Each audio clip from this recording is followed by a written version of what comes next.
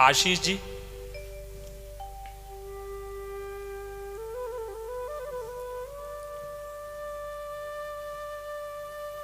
अब इसमें बच्चा हम क्या कर सकते हैं, आप बताइए।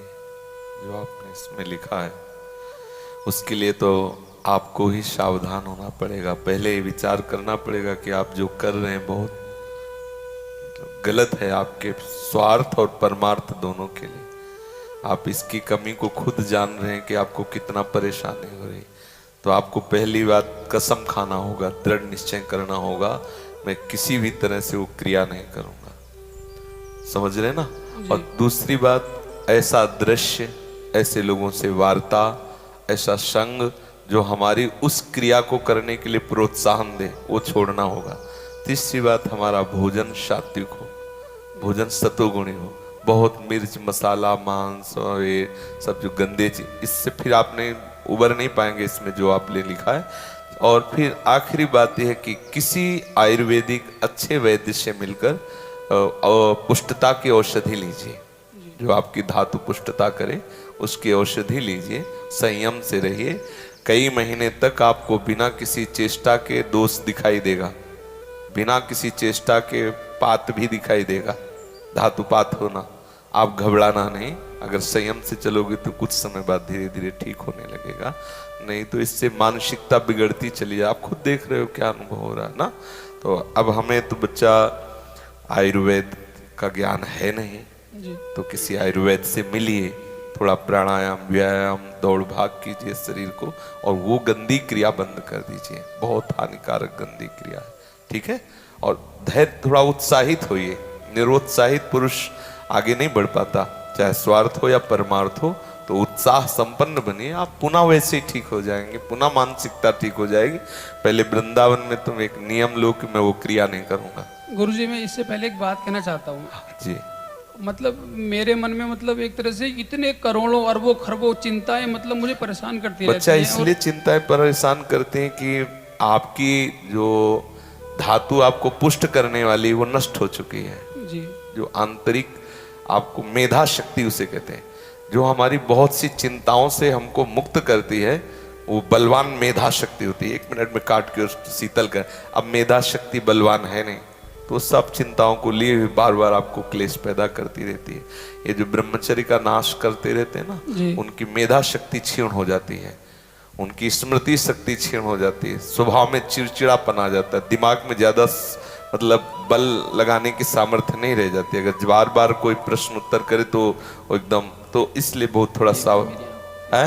गुरुजी, मेरी आंखों की रोशनी भी कम हो गई है, बाल भी सफेद। वैसे हमने उसमें उस एपिसोड में वर्णन किया है कि ये सब लक्षण उसके अंदर आ जाए, और ये सब आप लोगों के सुख के लिए ही वर्णन किया है जी।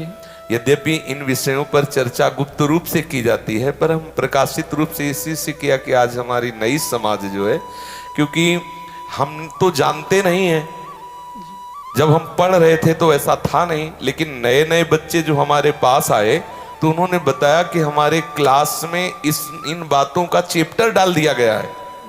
अब हमारे समय में तो रहीम के दोहे, कबीर के दोहे, हमारे समय में तो ये चैप्टर थे नहीं। आज जो चैप्टर पर, अच्छा सोचो, अभी 12 वर्ष का बच्चा है, अब उसने गंदे आचरण शुरू कर दिए, वीरनाश करना शुरू कर दिया। अब वो जब 22 वर्ष का होगा तो उसकी हालत खराब हो जाएगी। अच्छा, 25 वर्ष तक ब्रह्मचर्य रहा, फिर वो गृहस्थी में गया, तो कुछ उसका गृहस्थी नहीं बिगाड़ पाएगी, क्योंकि परिपक्व हो गया ना, उसका जो सप्तम धातु परिपक्व हो चुकी, तो उत्तम संतान होगी और वो धैर्यवान होगा। उसका माइंड जो है काम करेगा कि हमें संयम से रहना है। अपने लोगों ने बहुत बड़ी गलती कर दी, इसलिए सावधान। गुरुजी, जो ये लगभग 22 साल की जो मतलब सारी मतलब शक्ति जो नष्ट हो गई है जी, वो आयुर्वेद की दवाइयाँ खा के, और दवाई से नहीं होगा बच्चा, दवाई तो हम सपोर्ट के लिए कह रहे हैं आपको, संयम से पुनः हो जाएगा जी। अगर मैं संयम पूरी तरह से रख लूंगा बिल्कुल तो... हाँ बिल्कुल, आप पुनः स्वस्थ हो जाएंगे। थोड़ा समय लगेगा, साल 6 महीना लग सकते हैं, लेकिन धैर्य रखना, उत्साहित रहना, और इसके साथ नाम जप जरूर बच्चा करना। ये नाम जप अगर नहीं होगा तो क्या है कि हमें ठीक होने के लिए आवश्यक है चिंतन बदलना। जैसे हम बढ़िया दवाई ले रहे हैं, प्राणायाम व्यायाम भी कर रहे हैं, उचित भोजन पा रहे हैं, और हम कुसंग भी नहीं कर रहे, कोई क्रिया भी नहीं करे, लेकिन हमारा चिंतन गलत है, गंदा चिंतन है, तो फिर ब्रह्मचर्य रोक पाना बड़ा कठिन हो जाएगा। ब्रह्मचर्य रोकने के लिए आवश्यक मुख्य बात है कि हमारा चिंतन बदले।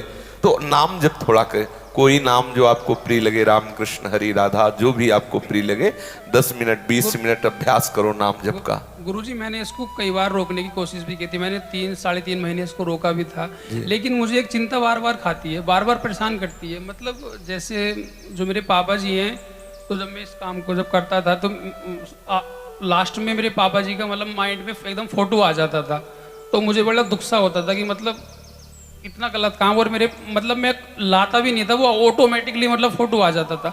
तो मुझे ऐसा लगता था कि नहीं, आप इसमें समस्या क्या, रोकने में क्या समस्या हमें बताइए। आप कहते हो कि मैं रोक सकता हूँ, रोक लिया, लेकिन क्या समस्या? लेकिन समस्या गुरुजी ये आ रही है कि जो मेरे पापा का फोटो बनता है, तो मुझे ऐसा लगता है कि मैंने अपने पापा को बहुत पीछे छोड़ दिया। और ये सब मनी राम की चालें, बहुत इधर उधर मत भटको, सीधे चलो। अच्छा, रोकने पर स्वाभाविक जैसे धातुपात हो जाए तो उसमें चिंता मत करना, वो धीरे धीरे ठीक हो जाएगी।